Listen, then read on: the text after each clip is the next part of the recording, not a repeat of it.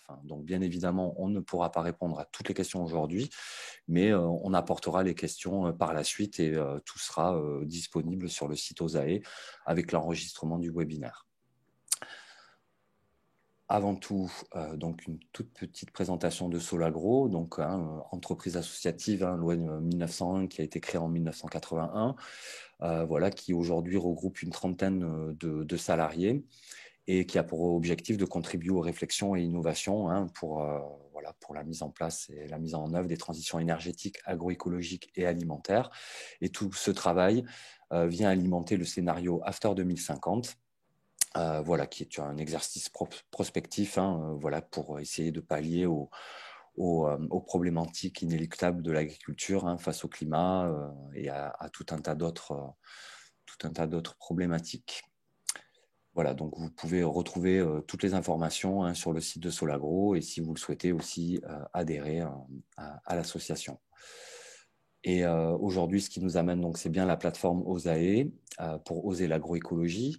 Donc, qui est une plateforme voilà, qui existe depuis 2015 grâce au financement des agences de l'eau, des conseils régionaux, Occitanie, Nouvelle-Aquitaine, PACA, Région Sud. Donc maintenant, elle couvre une bonne partie de la France Sud et qui a pour but donc de diffuser les savoirs et savoir-faire des agriculteurs d'aujourd'hui, en tout cas, et des changements de pratiques en agroécologie. Donc, cette plateforme regroupe un peu plus d'une trentaine de témoignages sur différents systèmes de production et des synthèses techniques, des actualités, certains agendas qui permettent un peu de voir un peu tout ce qui se passe au niveau agroécologie. Et depuis peu, on essaye de travailler aussi sur la vulnérabilité des exploitations au changement climatique. Donc, voilà, ça viendra conforter nos témoignages. Voilà, et généralement, on organise aussi chaque année une quinzaine de l'agroécologie sous forme de rencontres bout de champ pour mettre en avant effectivement les agriculteurs de la plateforme. Et voilà, donc vous pouvez là aussi retrouver toutes les infos sur le site d'OSAE et puis toutes les vidéos qui sont rattachées au témoignage sur la chaîne YouTube. Voilà, donc je laisse maintenant la parole à Pierre. Bonjour. Un petit mot rapide d'historique. Moi, j'ai commencé il y a 40 ans ma carrière avec un diplôme d'ingénieur agro, dont je n'ai pas fait grand-chose pendant les premières années, jusqu'à temps que je tombe sur le livre de Fukuoka, La révolution d'un seul grain de paille, pour ceux qui le connaissent, et sur les stages de permaculture animés par Emilia Zulip et Marc Bonfils. Et à partir de là, je me suis senti peut-être dans ma voie, dans la recherche d'un truc qui marche, enfin d'une production agricole, où la clé à la fois de la fertilité et de la santé des sols se trouve dans l'intensité de l'activité biologique à la surface et dans le sol, en fait.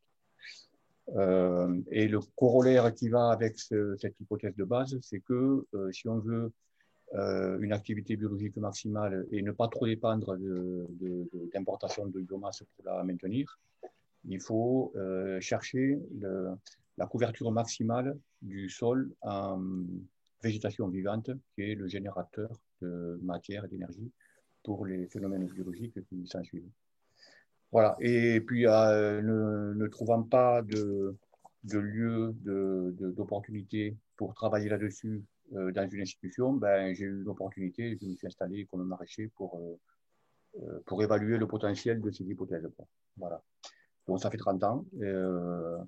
Ça fait bientôt 25 ans sur le site où on est aujourd'hui avec ma femme. On est maraîchers tous les deux à ménage. Donc, je commence par vous montrer une première séquence. Enfin, c'est des séquences de photos prises mois par mois dans le jardin pour illustrer un peu les principes sur lesquels on travaille.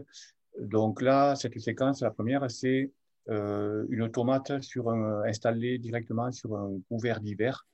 Donc ce couvert, c'est un radis. Donc là, en fait, en plein milieu de la photo, là, vous avez une planche de 1,30 m de large qui porte 3 rangs de radis.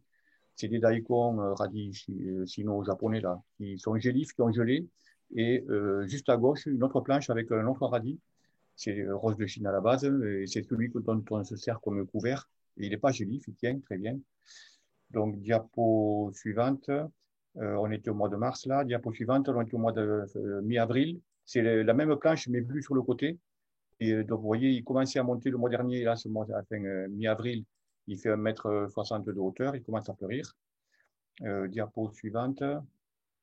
Voilà, là, on est à la toute fin avril, on est en bout de planche, hein. Il est monté, il est en pleine fleur. Diapo suivante. Voilà, ben là, on l'a arraché, on l'a couché, ou on l'a piétiné même, tout simplement. On l'a couché en long sur la planche, on a tiré un cordeau et au milieu, on a planté l'automate. C'est des planches de 1,30 m avec un petit passe-pied de 50 cm. De la façon qu'on les conduit, on met un seul rang de tomates, on les distance à 1 m l'une de l'autre, on les distingue, pour ceux qui ont de bons yeux, là, une derrière l'autre sur l'écran. Diapo suivante, c'est le mois suivant, on est au mois de juin. Les tomates ont commencé à pousser, on a mis le tutorage, c'est bon, un mode de conduite tomate en cage sans taille, voilà, c'est secondaire. Diapo suivante, on est mi-juillet, les pommes de terre sur le côté, sur mulch aussi, ont bien poussé, et le rang de tomates produit, commence à produire, disons, mi-juillet, un peu doucement. Diapo suivante, on est au mois d'août. On a récolté les patates et on est en pleine récolte sur la planche de tomates. Elle avait fait beaucoup de végétation qui était sortie de la cage avec des bambous. On a relevé cette végétation. Et au sol, on distingue là aussi au sol les résidus du couvert de radis qui sèche et se décompose doucement. Donc là, on n'a fait aucune opération de désherbage ni de travail de sol pour la mise en place le démarrage de ces tomates. Suivante, là on est en septembre, voilà. Ben là, on est au mi-octobre, les tomates sont finies, on les a enlevées. Ce qu'on distingue là au sol, c'est le résidu du couvert de radis qu'on avait écrasé au mois de mai. Donc là, comment dire, le jour même où on démonte les tomates, on jette à la volée un peu de graines de radis sur la planche.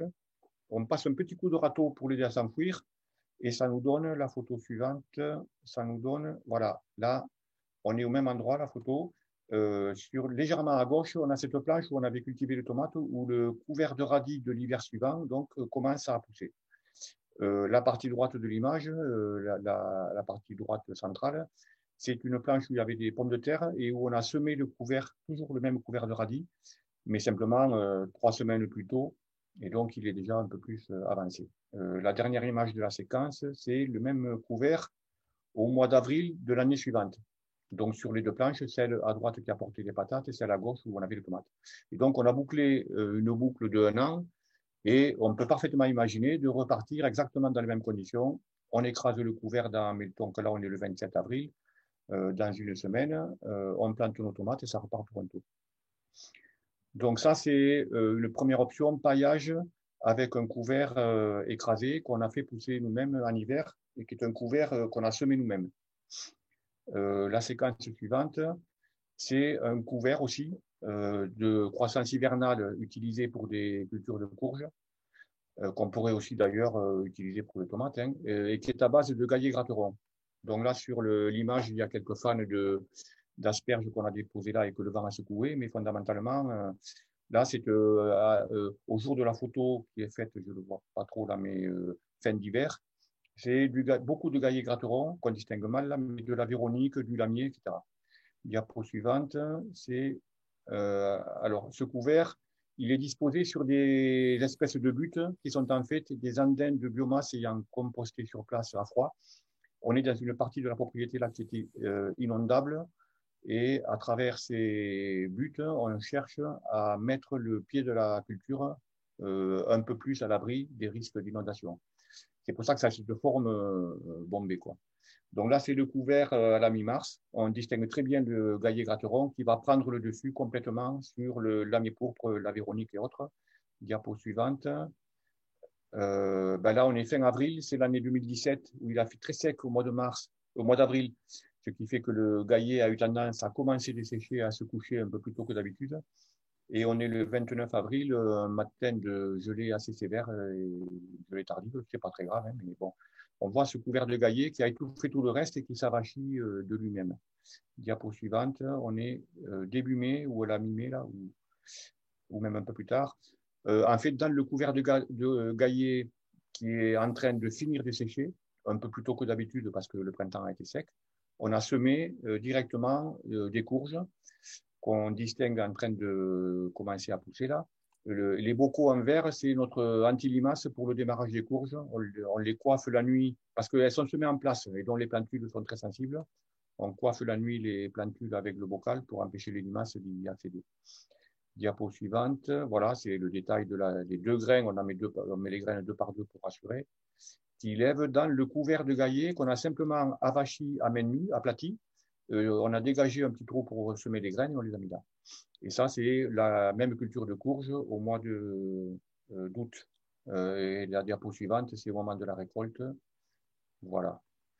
Donc, voilà, ça, c'est en gros ces 2 illustrations. Toujours le même site. En hiver, cet espace, de temps en temps, on racle les passe-pieds, on recharge un peu notre butte pour la maintenir à un niveau suffisamment haut. Et on étale à ce moment-là, quand on en a, du bois broyé. On reçoit de la tonte de gazon et du bois broyé gratuitement du jardinier paysagiste de notre village et on se sert de ces matériaux comme base de paillage. Le bois broyé plutôt dans les passe-pieds, parce que sinon, si on l'applique au printemps, on craint des fins d'azote. Et le gazon en toute saison sur les planches de culture. Donc là, on vient de voir, voilà, la dernière séquence, c'est un mois après la première photo. On a bouclé la boucle et le gaillet, spontanément, comme l'a laissé faire ses graines, et qu'il apprécie beaucoup ce genre de contexte, il s'est réinstallé et donc on peut parfaitement, là on est le 27 avril, dans une semaine ou 15 jours, revenir aplatir ce gaillet à main nue et y ressemer des courges pour la saison suivante. Des courges où il plantait des tomates ou il fait autre culture à développement suffisamment rapide. Voilà. Alors ensuite, c'est pour vous montrer en gros le sol, hein, la question du sol chez nous. En gros, on a 2 contextes. Un contexte comme ici où on a fait il y a 20 ans maintenant, par accident en fait, sans le calculer, un apport massif de broyat de bois. C'était en fait un dépôt. J'avais trouvé par téléphone un fournisseur, une grosse entreprise d'élagage qui nous a livré des très grandes quantités de broyat et on leur a dit ben, mettez-le là-bas. Ils ont vidé les camions à la queue leu là et 20 ans après, cet endroit-là, en fait, on l'a converti en jardin parce que ce broyat, il l'a composté sur place à froid. Ça a mis du temps, mais au bout de 5 ans, il est devenu extrêmement fertile et c'est resté un tapis de compost pur qui s'amenuisait au fil des ans, sur lequel on a cultivé pendant une dizaine d'années. Et aujourd'hui, on trouve un horizon superficiel qui est autour de 7% de matière organique à l'analyse, entre 6 et 7, au-dessus de notre limon sableux, qui est à 2 à 3% de matière organique d'origine, une prairie de longue durée quand même. Voilà, donc ça c'était pour montrer ce profil. Ça c'est le profil dans la partie de notre jardin qui n'a pas subi, qui n'a pas bénéficié de cet apport de biomasse massif, où là la photo est prise 5 ans après la mise en culture sur une partie du jardin où on a bâché la prairie permanente avec une bâche d'ensilage sur laquelle on s'est mis à cultiver tout de suite en faisant des trous et en disposant des plants de courges ou de tomates. Et 5 ans après, on l'a maintenu avec un couvert d'hiver et une culture d'été et avec des petits apports sporadiques de tonte de gazon comme paillage. Donc le profil est très différent, mais les cultures répondent bien dans les 2 cas. Donc on n'a pas besoin, c'est pas, je ne prêche pas pour des apports massifs systématiques. Néanmoins, diapo suivante, je vous montre voilà, 2 résultats d'analyse. Donc, colonne de gauche, là, sol témoin, c'est un échantillon prélevé sur la prairie avant la mise en culture, mais ça date de 3 ans ou 4, les analyses. Et le sol amandier, c'est ce sol qui a bénéficié de cet apport massif de broyat. Et ce qu'on voit sur ces résultats, peut-être qu'on va passer direct à la diapo suivante qui montre sur un graphique la disponibilité des principaux nutriments, en l'occurrence le phosphore, la potasse, le magnésium et le calcium, dont alors qualifiés sur l'analyse d'échangeables ou de disponibles.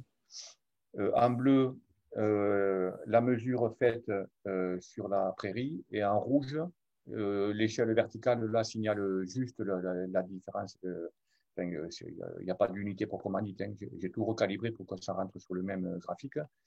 C'est simplement que le taux de matière organique se retrouve presque multiplié par 3, la capacité d'échange cationique par 2,5 à peu près, et la disponibilité des nutriments principaux est entre doublée et décuplée, simplement du fait de l'effet de cet apport de broyat. Et il faut dire, tout ça, c'est dans un contexte de culture régulière, mais sans travail de sol.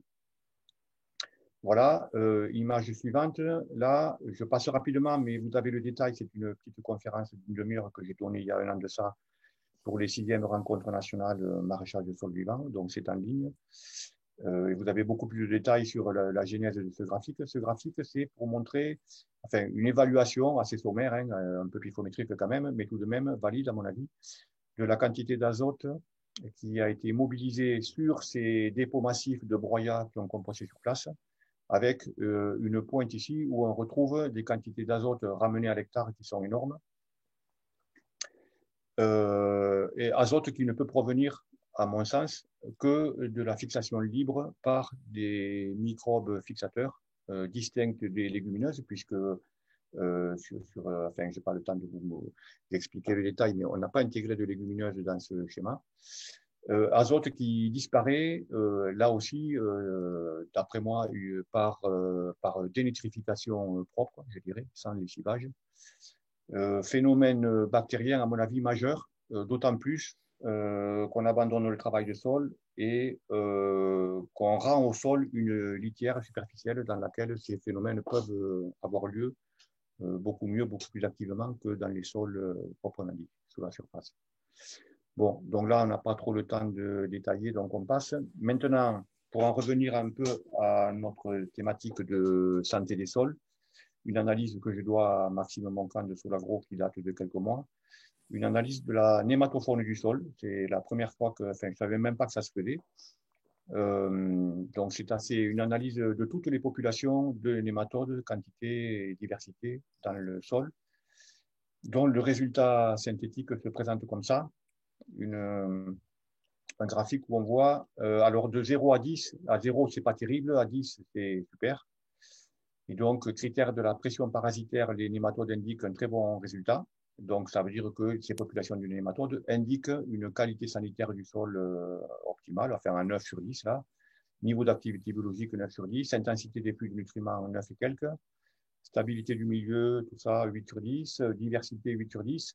Et puis un simple creux ici au niveau des voies de décomposition de la matière organique que moi j'attribue à la surabondance d'humus stable, puisque cette analyse a été faite sur la partie du jardin ayant reçu ces amendements massifs de broyat de bois il y a 20 ans, et qui donc défigure un peu le spectre des matières organiques, la répartition entre matière organique labile et matière organique stable. Voilà, donc ça, c'est, voilà, on peut passer à la diapo suivante. Maintenant, on est plutôt sur le volet économique. Bon, là aussi, pas trop le temps de détailler. Ça, c'est notre comptabilité à nous, ma femme et moi. Hein. On n'a pas de contraintes légales qui nous astreignent à une comptabilité aux normes. Et donc, on se contente d'un petit compte recettes-dépenses qui nous permet de voir où on va et de discuter avec les membres de notre AMAP à qui on vend toute notre production, de l'intensité de notre travail et de la rémunération qu'on en tire et de voilà, à quoi sert l'argent qu'ils mettent dans leur abonnement à nos paniers. Donc, ce qu'il y a à voir, en fait, c'est un ratio revenu, prélèvement ici en bas du tableau, dans la colonne dépenses, c'est notre revenu. Revenu sur le chiffre d'affaires, sur le montant des ventes, qui est à peu près de 80%. Ce qui est, à mes yeux, une condition peut-être pas absolument indépassable, mais de rentabilité économique d'un système maraîcher comme le nôtre, qui est entièrement manuel, parce que je ne vous ai pas expliqué ça en détail, mais on n'a pas de machine à moteur sur le jardin, à l'exception des pompes électriques pour l'irrigation,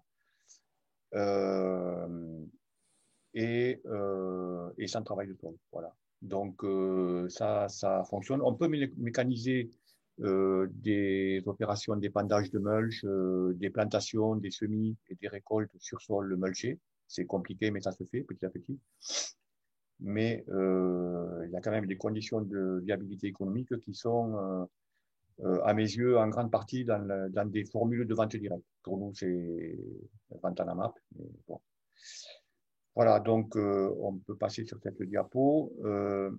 Voilà, je vous montre. Alors ici, c'est pareil, on n'a pas le temps de détailler. Ceux qui sont curieux, si le diaporama reste en ligne, vous pourrez voir tout ça. Cette diapo-là, c'est un tableau de synthèse de la petite enquête que j'ai ouverte il y a un an auprès de quelques collègues pour documenter une formation qu'on m'avait demandé sur cette thématique, viabilité des micro-fermes maraîchères en conduite manuelle, sans machine. Et donc, les 7 exploitations, Pierre et Nicole, c'est la nôtre, c'est nous. Les autres, ce sont des collègues qui travaillent aussi sans ou presque sans machine et sans travail de sol ou presque sans travail de sol. Voilà. Et donc, il y a tout un tas de ratios qui permettent de qualifier l'efficacité de ces exploitations, notamment la production au mètre carré en kilos de légumes bruts sur l'année, production à l'heure de travail, revenus à l'heure de travail. Ce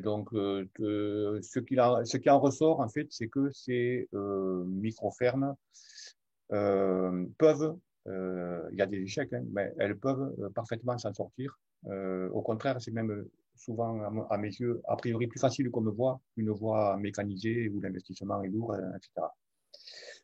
Diapo suivante, on n'a pas trop le temps de s'étendre.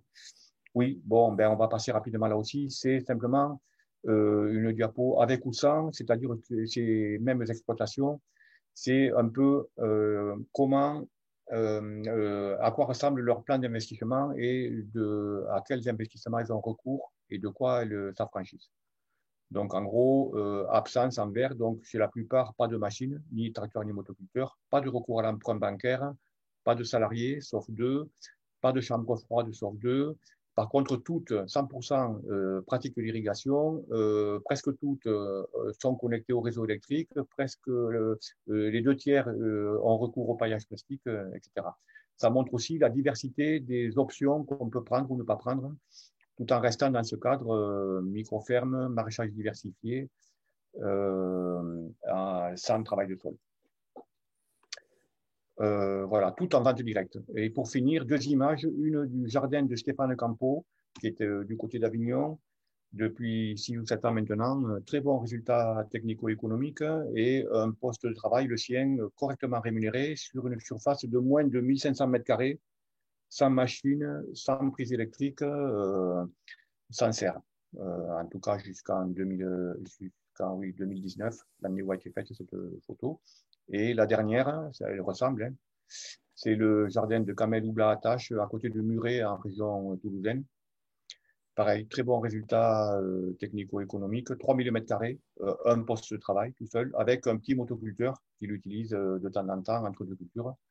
Et sinon, un peu de paillage plastique et beaucoup de paillage à la tonte de gâteau. Voilà, on n'a pas trop de temps, je Ouais. m'arrête là. Merci Pierre. Juste J'espère avoir pas trop dépassé.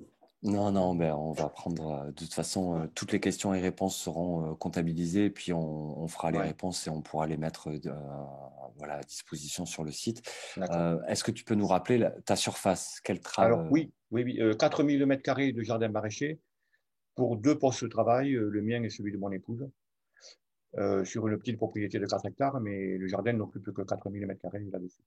D'accord, pour une production de combien? Production de 12 tonnes de légumes, absolument. D'accord, 12 tonnes, donc, et pour un temps de travail total de 3000 heures ok. en Et intégrant. voilà, je vois qu'il y a aussi des questions concernant le gaillet. Est-ce qu'il y a une concurrence entre le gaillet et la culture que tu mets en place? Eh bien, alors, il arrive que le gaillet, quand on l'a aplati sur lui-même, il s'agrippe à lui-même, il ne peut pas se relever. Par contre, il arrive qu'il refasse des bourgeons qui peuvent gêner le plant de tomate ou la plantule de courge. On y repasse au bout d'une semaine ou 10 jours, et si on voit qu'il y a un problème, on reassoit en l'écartant à la main les tiges de gaillet qui menaceraient la plantule. Mais de toute façon, après, fin mai ou courant juin, il termine son cycle, il sèche, et il rend ses graines et il disparaît, quoi, D'accord.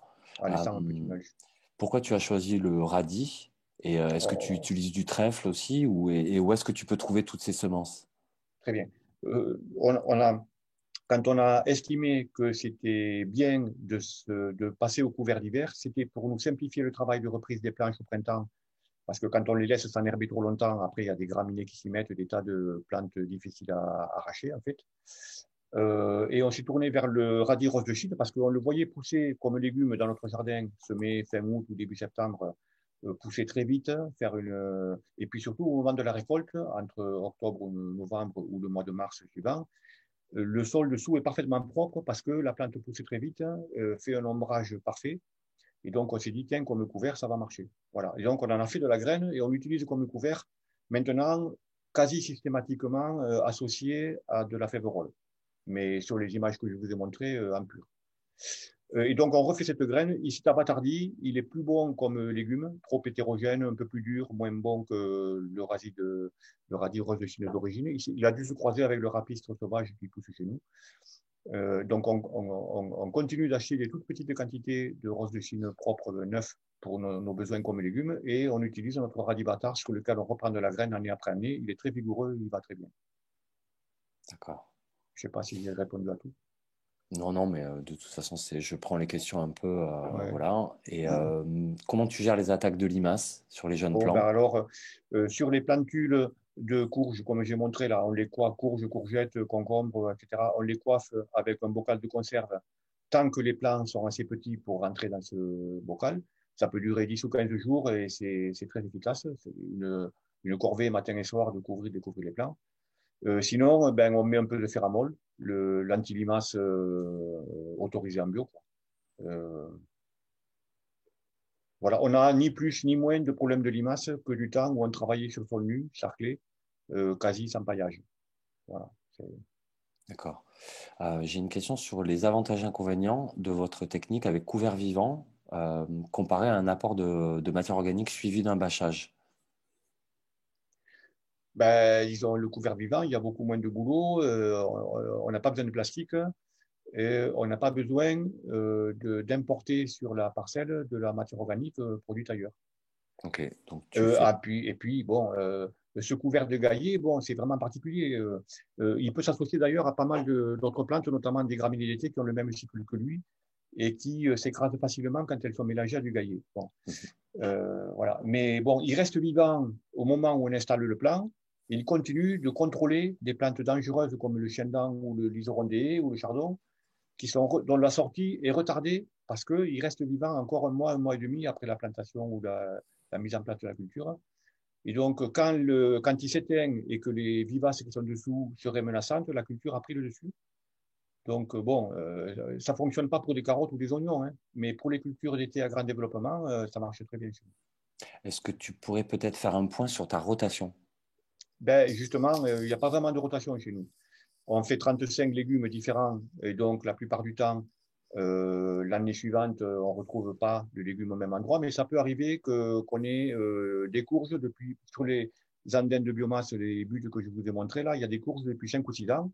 Et pour l'instant, ça nous va très bien de remettre des courges. Donc, voilà, je pense que quand on est sur ces sols en très bon état biologique, on peut s'abstenir, on peut euh, comment dire, se libérer de la contrainte de faire des rotations pour des raisons de fertilité ou pour des raisons sanitaires. On peut avoir intérêt à en faire pour d'autres raisons, hein. Mais là, le contrôle de l'herbe, pas de maladie venant du sol sur ces sols. Donc nous, on a des problèmes de mildiou, quelques rares problèmes, autres problèmes de maladie du feuillage. On a des ravageurs, on a des limaces et des mulots, mais ni plus ni moins qu'avant qu'on passe au mulch, au paillage systématique. Et puis après, on a des altises, quelques punaises, des teignes ou des mouches qui pondent sur les légumes, Hmm. mais des dorifores sur les patates, par exemple, mais pas de maladie proprement dite venant du sol, ou quasiment pas. Euh, oui, voilà, j'ai perdu mon fil, là, je suis plus là-dessus. Mais... Non, non, mais très bien. Merci Pierre. Bon, pour tous les participants, n'hésitez pas à poser vos questions. On vous apportera les réponses ultérieurement. Et pour rester dans les temps, on va enchaîner avec la présentation de Yann. Vous voyez bien la présentation? C'est bon? Oui, c'est bon, Yann. Super. Bonjour à tous. Moi, je vais vous présenter des résultats issus de ma thèse que j'ai finie récemment, comme l'a dit Maxime. Donc, je vais parler de la gestion agroécologique de la santé des sols en maraîchage sous abri, de la parcelle au territoire. C'est une thèse que j'ai faite au sein du laboratoire INRAE Éco-Développement à Avignon et qui a été encadrée par Mireille Navarrete, Marion Casagrande, soutenus par l'ITAB et l'ADEME.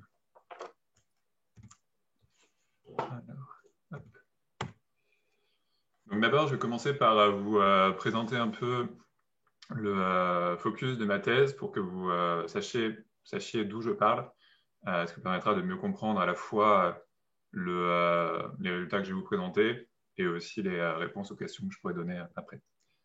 Donc moi, mon travail a consisté à identifier les freins et les leviers pour une gestion agroécologique des nématodes à gales. Je me suis spécialisé sur ce bioagresseur-là. Dans la suite de la présentation, je me suis aussi intéressé aux autres bioagresseurs du sol, qui sont essentiellement les champignons telluriques en Provence. Et dans la suite de la présentation, quand je ne me spécifierai pas, je parlerai des nématodes. Et quand j'élargirai, je le dirai explicitement. Ensuite, je me suis intéressé surtout aux exploitations en circuit long, en bio et non bio, parce qu'on est parti de l'hypothèse que c'était essentiellement sur ce type d'exploitation qu'il y avait des problèmes, qu'il y avait des freins importants à la gestion agroécologique des nématodes à gales, du fait en particulier de l'intégration dans la filière. Le deuxième focus, c'est que je ne suis pas un expert technique, bien qu'étant agronome, mais ma thèse m'a permis de constituer une expertise sur l'intégration des dimensions techniques au niveau de la parcelle, organisationnelle et institutionnelle au niveau de l'exploitation et d'une échelle que je vais appeler territoire filière pour faire simple. Alors, qu'est-ce que ça veut dire cette intégration? Donc, je prends l'exemple de l'apport d'amendements en vrac, tels que le bois raméal fragmenté dont a parlé Pierre juste avant. Cet apport donc, qui se fait au niveau de la parcelle, il va dépendre du type d'éléments au niveau de la parcelle comme le type de sol, d'éléments au niveau de l'exploitation agricole comme les outils que vous avez à disposition, est-ce que vous avez ou non un épandeur à fumier par exemple, d'éléments au niveau de du territoire de la filière comme par exemple la disponibilité de ces ressources en amendement en vrac, et d'éléments à l'échelle globale tels que le prix des amendements en bouchon, donc qui dépend des cours mondiaux de matières premières. Donc, du coup, si vous avez un prix de ces amendements en bouchon qui est bas ou une faible disponibilité d'amendements au niveau du territoire et de la filière, si vous n'avez pas d'épandeur d'amendement en vrac, ben vous allez avoir des difficultés à mettre en place cette pratique d'amendement en vrac au niveau de votre exploitation. Vous n'allez pas pouvoir aller vers cette pratique du fait de freins qui sont aux autres échelles. Donc, d'où cette approche d'intégration pour mieux comprendre et pour pouvoir accompagner les changements de pratique vers des pratiques agroécologiques. Je vous ai parlé des freins, mais à ces différentes échelles, je me suis beaucoup intéressé aux leviers. Donc, par exemple, réaliser une CUMA, une coopérative de matériel, au niveau du territoire et de la filière, peut permettre de donner accès à un épandeur d'amendement et donc lever ce frein qu'on a identifié précédemment. Donc, dans la suite, je vais commencer par vous parler des techniques et ensuite, je vous parlerai beaucoup de ces leviers comme la CUMA dont je viens de parler. D'où viennent mes résultats? De l'analyse d'enquêtes, de documents techniques et scientifiques, de réunions scientifiques et professionnelles, d'une part, puis d'ateliers que j'ai réalisés du coup, avec les acteurs du secteur maraîcher provençal, avec au total 34 acteurs, dont 14 maraîchers, des représentants de l'aval, de l'amont, de la R&D, d'associations de promotion des pratiques de conservation du sol et des politiques publiques. Voilà le type des photos des ateliers que j'ai pu mener. Donc, j'en viens aux résultats. D'abord, au niveau des techniques. Donc, quand je parle de gestion agroécologique de la santé du sol, je parle en fait de la combinaison d'un ensemble de techniques qui vont avoir 3 types de mécanismes. Donc, éliminer les individus présents de bioagresseurs donc présents dans le sol, favoriser les antagonistes des bioagresseurs et empêcher la diffusion et la reproduction des bioagresseurs. Je distingue cette gestion agroécologique de la santé du sol de la désinfection drastique des sols qui s'appuie sur mon cas d'étude sur 2 techniques essentiellement, surtout en fait les nématicides de synthèse, que ce soit des fumigants ou des nématicides qui sont apportés au compte-gouttes, et la désinfection vapeur. Le problème avec cette désinfection drastique, c'est qu'elle va éliminer à la fois vos bioagresseurs, mais aussi les auxiliaires de culture, et du coup faciliter la réinstallation des bioagresseurs l'année suivante. Et donc, ça oblige à utiliser ces techniques chaque année de manière très régulière, alors qu'en plus, ce sont des techniques coûteuses. Au niveau des techniques de gestion agroécologique, je vais rentrer un peu plus dans le détail. Donc, plus vous êtes près d'un sommet, en fait, plus cette technique correspond au mécanisme qui est décrit. Et donc, pour l'élimination des individus présents, on peut utiliser des biopesticides, comme par exemple des extraits d'ail pour les nématodes. Par contre, ils n'ont pas vraiment montré d'efficacité systématique pour le moment, d'après tous les essais dont j'ai connaissance. La solarisation, elle, par contre, est efficace. Mais il faut faire attention parce que même des techniques, du coup, que je fais rentrer dans la gestion agroécologique de la santé du sol, peuvent avoir des effets négatifs sur les antagonistes des bioagresseurs. Et donc, il va falloir les piloter dans le système de culture de manière à éviter d'avoir ces effets négatifs. Donc, une autre technique, c'est la biofumigation, qui consiste à enfouir la matière organique qui va être active. Donc, par exemple, sous abri, on va enfouir du sorgho. Ensuite, on va amener le sol à saturation d'eau. On va mettre une bâche et à la décomposition de ce sorgho va libérer du cyanure d'hydrogène qui va du coup tuer les bioagresseurs qui sont présents. Va tuer aussi en partie d'autres organismes dans le sol, mais la biomasse va aussi donner beaucoup de nourriture à cette autre biodiversité du coup, qui va se régénérer assez vite. Pour favoriser les antagonistes des bioagresseurs, donc on a l'apport de matières organiques fermentescibles, la réduction du travail du sol, donc de choses que vient de vous montrer Pierre, de même que l'utilisation d'engrais verts. On peut apporter du coup avec des produits de biocontrôle qui sont vendus dans le commerce. Mais là encore, pas vraiment de données qui montrent qu'il y a des produits de biocontrôle qui sont vraiment efficaces contre les nématodes jusqu'à présent. Et on a des couverts résistants, l'utilisation de couverts résistants, du coup, qui vont permettre d'apporter de la matière organique sans multiplier les bioagresseurs. Pour empêcher la diffusion et la reproduction des bioagresseurs, on va utiliser des couverts pièges. Dans le cas des nématodes, ces couverts vont laisser les nématodes rentrer dans les racines, mais ils ne vont pas leur permettre de réaliser leur cycle et donc de se reproduire. Ensuite, on a des techniques de prophylaxie donc, qui sont importantes. Nettoyer les outils pour éviter de propager les nématodes d'une parcelle à une autre. Les nématodes, ils peuvent se déplacer faiblement au niveau d'une parcelle. En fait, c'est juste par les outils qui se déplacent d'une parcelle à l'autre. C'est les nématodes à galles. Décaler le calendrier de culture pour réaliser des cultures de salade, par exemple, dans des périodes où les nématodes ne sont pas actifs en hiver, ou ajuster au printemps pour que les cultures se développent plus vite que l'infestation des nématodes. Et utiliser des espèces et variétés résistantes aux bioagresseurs, quels qu'ils soient. 3 points, donc mon travail a révélé qu'il y avait 3 points techniques problématiques sur mon territoire d'études. L'apport massif d'amendements rencontre du coup des freins importants en termes de matériel, donc, comme l'accès à des épandeurs, des épandeurs en vrac, des ressources locales d'amendement, des connaissances sur quel amendement apporter, à quel moment.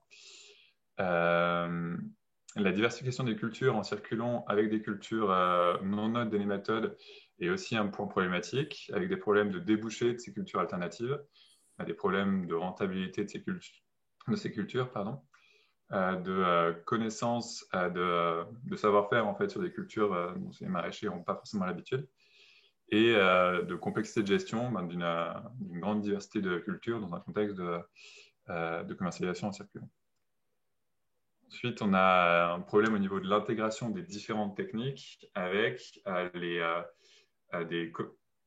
manque de connaissances sur comment intégrer et combiner ces différentes techniques, un manque de temps des maraîchers pour se former et planifier leurs nouveaux itinéraires techniques, un manque d'intrants pour ces techniques et puis un risque aussi pris qui peut être important quand on fait du changement de pratique. J'en viens maintenant vraiment à la sortie des ateliers. Donc, en fait, on a développé des stratégies ensemble de la parcelle jusqu'au territoire filière pour chercher à favoriser le changement de pratique vers une gestion agroécologique de la santé du sol en maraîchage sous abri provençal. Je vais commencer par vous présenter un peu un système de culture qui a été imaginé. Donc, commencer par la solarisation, de manière à diminuer la pression des bioagresseurs, des méthodes agales, mais aussi champignons telluriques si vous avez vraiment une grosse pression dans vos sols. Ensuite, réaliser une analyse complète de sol, donc chimique, physique et biologique, comme celle que Pierre vous a présentée, de manière ensuite, en fonction de cette analyse-là, à adapter le reste des pratiques, donc, qui va constituer une combinaison de techniques pour stimuler les antagonistes et freiner de manière ciblée les bioagresseurs. Donc là, on a les cultures, donc, qui sont des cultures classiques en Provence, et qui sont toutes sensibles aux nématodes agales. On va d'abord travailler sur les résistantes de ces cultures commerciales. La résistance aux nématodes pour ce qui est des tomates et des aubergines, c'est à 95%, c'est le gène MI, donc c'est un gène, ce qui provoque au fur et à mesure des années un contournement de ces résistances avec des populations du coup virulentes qui vont qui vont outrepasser cette résistance. D'où l'importance de diversifier les résistances. Donc là, une tomate avec un gène MI et là, une aubergine avec un porte-greffe Solanum torvum, qui a un autre gène de résistance. Diversifier les cultures, donc avec des cultures non hôtes ou mauvais hôtes, des nématodes. C'est le cas de la fraise, c'est le cas aussi de la cébette et de la mâche. De réaliser des apports potentiellement massifs d'abondement et apporter de la matière organique avec des engrais verts, donc, par exemple en hiver, sous abri un vesse-avoine. Utiliser des cultures pièges, comme un sorgho de 3 semaines, donc, qui est sensible, mais on va détruire le sorgho avant la fin du cycle des nématodes. Et ainsi, on va tuer les nématodes qui seront dans la plante. Et bien sûr, des techniques de prophylaxie. Donc, je n'ai pas parlé de l'arrachage des racines et de l'export aussi, qui peut permettre de diminuer la pression en nématodes. Nettoyage des outils. Il y a des points sur lesquels il faut qu'on avance plus au niveau de la recherche et développement, donc, et avec les producteurs. Affiner la connaissance sur les amendements. En fait. Quel amendement utiliser pour gérer quel type de problème. Il y a une piste de recherche aussi sur des cultures associées. Associées tomates et aliacées pourraient permettre de mieux gérer les nématodes. Et ensuite faire du semis dans le couvert vivant, c'est ce que vous a présenté Pierre. Ça se fait beaucoup sur des petites surfaces, en maraîchage sur sol vivant. Non, ça se fait beaucoup, ça peut se faire. Ça se rencontre. Par contre, sur des plus grosses surfaces, on le voit encore très peu et on ne sait pas très bien comment ça se comporte. Je viens au niveau de l'exploitation agricole. Donc, je vous ai dit, j'ai mentionné les différents freins auxquels ces exploitations pouvaient être confrontées. Et donc, par exemple, faire de l'autoproduction d'amendements en valorisant vos haies en bois fragmentés ou en faisant pousser des engrais verts ou mobiliser. J'ai rencontré des maraîchers qui avaient des parcelles de luzerne en plein champ qui valorisaient peu sur l'exploitation. En fait, on pourrait récupérer la biomasse de cette luzerne et la porter sous abri pour amener de la biomasse et de l'amendement. Donc ça permet de pallier au problème de disponibilité d'amendements en vrac sur le territoire. La diversification des circuits de commercialisation, par exemple en combinant circuits longs, circuits courts, en diversifiant au niveau des circuits courts, pourrait donner des débouchés pour des cultures alternatives pour lesquelles les maraîchers jusque-là trouvent peu de débouchés. Enfin, la dernière idée que je vous présente, c'est l'utilisation de serres mobiles donc, qui vont vous permettre d'accroître la surface sous abri et du coup de plus facilement diversifier. Donc, on va pouvoir faire une tomate dans la même serre d'une année sur l'autre, mais ce ne sera pas sur le même sol. Et du coup, ça ne favorisera pas les nématodes agales, les autres bioagresseurs. Au niveau territoire et filière, donc il y a des leviers qui peuvent être au niveau de la coopération entre maraîchers, donc comme l'utilisation d'une coopérative de matériel pour avoir accès à un épandeur en vrac, par exemple, ou à d'autres matériels nécessaires. Passer par des commandes groupées d'intrants peut vous permettre d'avoir accès à des intrants, par exemple des semences d'engrais verts, qui ne se trouvent pas sur votre territoire, mais qui peuvent être intéressantes. Donc, j'ai vu sur le territoire provençal que des fois, ces intrants n'étaient pas disponibles. Passer par des commandes groupées c'est pas disponible sur les distributeurs classiques, donc passer par des commandes groupées peut permettre de dépasser ce problème. Et location échange de parcelles. Si vous avez vous êtes spécialisé dans 3, 4, 5 cultures et vous avez un autre maraîcher à proximité qui est spécialisé dans d'autres cultures, en fait, faire de la location ou de l'échange peut vous permettre de diversifier sans avoir à acquérir de nouvelles connaissances, de nouveaux outils pour produire ces nouvelles cultures. Il y avait des idées de coopération du coup entre des maraîchers et des acteurs de l'aval. Par exemple, structurer une nouvelle filière autour de cultures mauvais hôtes pour permettre à faciliter la diversification. Qui peut être lié aussi à l'adaptation de labels existants plutôt que de nouveaux labels. On sait qu'il y en a beaucoup. Donc, par exemple, intégrer vraiment des critères de techniques qui vont permettre de bien gérer de manière agroécologique la santé des sols dans des labels comme HVE ou culture biologique, donc en mettant par exemple des critères de couverture maximale, de couverture importante du sol ou de bilan humique ou ce genre de choses. Coopération entre maraîchers et fournisseurs. Donc, on a identifié qu'il fallait qu'il y ait plus de conseils sur les porte-greffes et la diversité des porte-greffes, en particulier en termes de résistance aux bioagresseurs, donc par le pépiniériste au maraîcher. Si le pépiniériste ou si il y a un risque qui n'est pas assez d'indépendance, on peut imaginer que c'est un acteur indépendant qui réalise ce conseil. En tout cas, il y a un besoin d'accompagnement sur ce sujet pour les maraîchers. Au niveau de l'ensemble du secteur maraîcher, on voit qu'il y a besoin du coup d'aide économique pour les maraîchers. Cette aide économique, elle pourrait, pour accompagner la phase de transition, donc qui comporte un certain nombre de risques et de coûts. Et plusieurs idées ont été proposées lors des ateliers, passer par une écotaxe sur les légumes, supporterait le consommateur du coup, ou les acteurs de l'aval. Que les acteurs de l'aval de la filière aident leurs fournisseurs directement, passer par la politique agricole commune est une autre idée.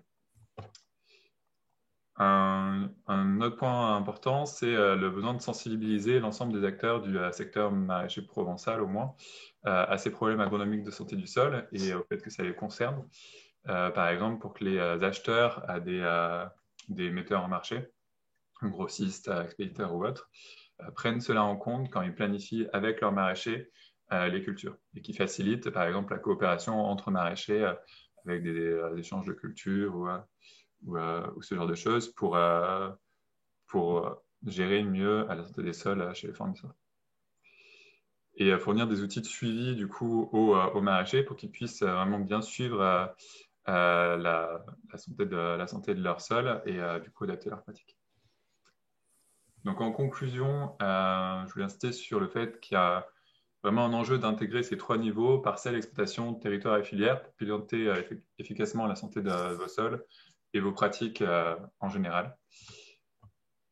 J'ai vraiment identifié sur mon cas d'étude un enjeu de favoriser la coopération, en particulier via la confiance. J'ai plusieurs suggestions à passer à considérer que la santé du sol est un bien commun à l'ensemble du secteur maraîcher. L'ensemble du secteur maraîcher dépend de la santé de ses sols.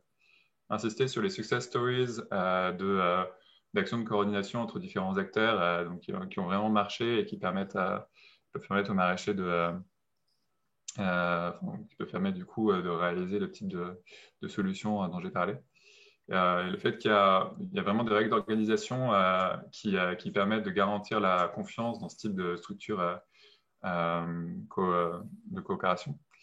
Et passer par s'appuyer sur des intermédiaires institutionnels comme le GEDEL, l'Interfel ou des associations comme CIVAM, Agribio ou pour une agriculture du vivant peut aussi faciliter ce type de coopération. Enfin, il y a vraiment un champ de recherche par rapport à la santé du sol qui est important d'explorer, qui est comment générer des sols suppressifs des bioagresseurs. On en connaît, enfin, on connaît ces sols, on sait encore peu comment favoriser leur caractère suppressif. Voilà, merci beaucoup. Maintenant, place aux échanges. Si vous voulez plus d'informations, il y a ma soutenance de thèse qui est en ligne. Et vous pouvez m'envoyer un mail à mon adresse d'auto-entrepreneur yann.boulestro@tinata.com. Merci Yann. Merci. Pas mal de questions ou d'interrogations sur la solarisation. Est-ce que tu peux nous en dire un peu plus? Et est-ce que finalement ça a un impact sur les racines? Est-ce que c'est pas trop violent pour le sol? Est-ce que voilà. Oui, bien sûr. Donc la solarisation, c'est vrai que j'ai pas rappelé ce que c'était. Donc on est sous abri, on va amener le sol à saturation, on va bâcher le sol en été, donc sur les mois juin, juillet, août. On va le faire pendant 45 jours au moins. Et du coup, on va amener le sol, mais à des températures pas très très élevées. De mémoire, c'est vers 40, autour de 40 degrés, 40-45, et sur les 30 premiers centimètres du sol. Ça va faire une pasteurisation relativement douce, qui fait que ça va, contrairement à une désinfection vapeur, par exemple, ça ne va pas tuer tous les organismes. Et après, sur des essais qui ont été réalisés, on observe que, d'une part, donc, il y a des organismes, il y a pas mal d'auxiliaires qui vivent assez bien la solarisation. Et d'autre part, ils recolonisent assez vite à cet horizon. Par contre, voilà, il y a quand même des auxiliaires qui y passent et qui vivent mal. Et ça reste du coup une technique qui est assez traumatique quand même pour l'écosystème de votre sol.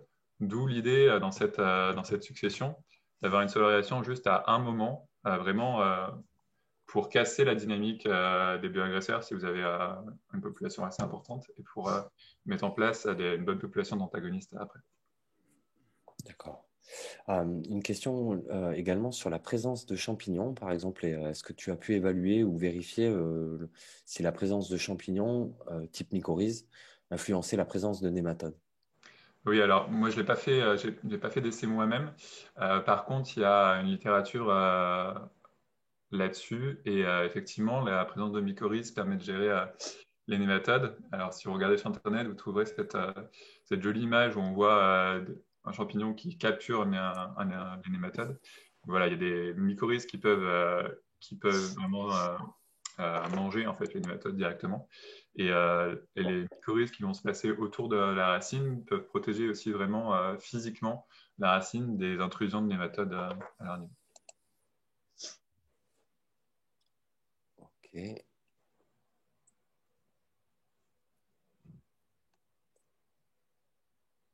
Et as-tu pu évaluer le désherbage thermique également ou pas?